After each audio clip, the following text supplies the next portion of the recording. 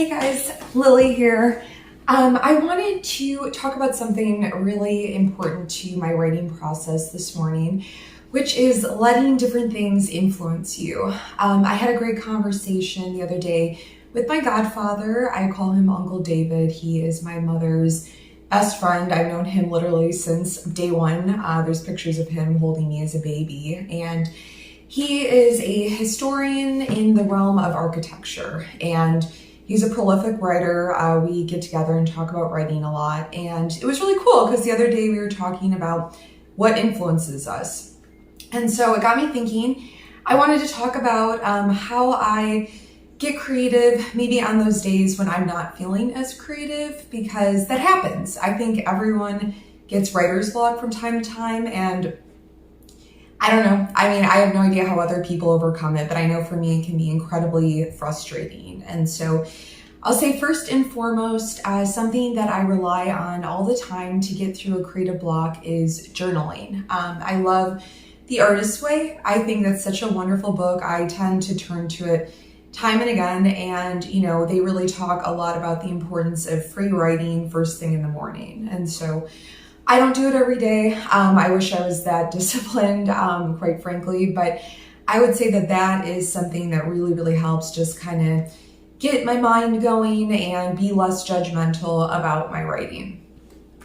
Another thing that helps me is music. I had the privilege of visiting Third Man Records recently in Detroit, and it was a highlight of my career. I've always been a huge Jack White fan, and so I could not have been more excited. I could barely speak. I was so just delighted to be there. But anyway, I would say music for me is very influential. I don't tend to read a ton when I'm writing a lot, just because I like to keep my own voice in my head versus the voice of others. But music's great because it's melodic, and I think that good writing should have a certain rhythm to it. And so I've been listening to a ton of records from Third Man, and then my dad recently, thank you Dad, gave me a box of records that I've been diving into as well. So I've been listening actually to a lot of jazz music and instrumental. I would say another thing that helps me is art. I actually bought this watercolor kit recently, and I haven't used it yet, but I'm so excited. I studied visual art in high school. Some of my very best friends were in my art class, and I love to draw. I draw all of my acting characters, and I really am interested in watercolors because, again, it's very sort of free-flowing, and so I'll be interested to see how it influences my creative process, but I think it's going to be really good for it. So I would recommend, if you are a writer or interested in writing, maybe find a different type of art to also help you on those days when, again, just the words aren't coming. I recently have gotten into doing crossword puzzles. I am really excited. I just bought this one from the dollar store. It was $1. I bought it for my trip to Los Angeles next week. I love words.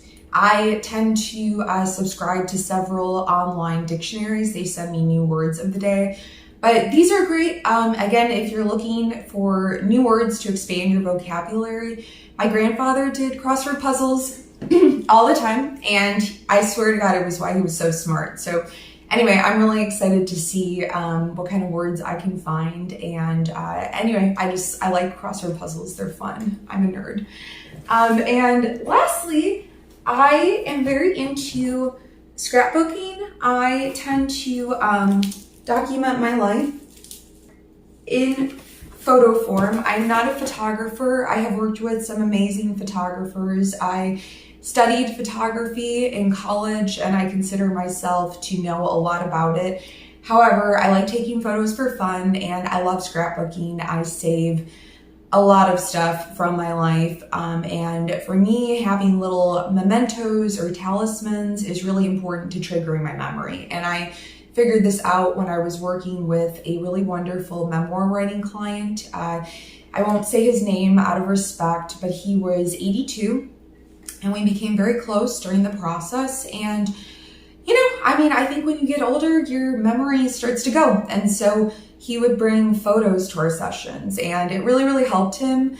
learn how to, again, maybe talk about stuff you'd forgotten about, or perhaps stuff that was painful to talk about. And so I would say photos have been really, really helpful to me, just remembering parts of my life and also focusing on the good and not the dysfunctional or traumatic parts. So anyway, I thank you so much for watching. I've loved making these videos. It's been really fun for me and cathartic in a way to talk about my process. And if you have any questions, feel free to DM or email me at lilychansen@gmail.com.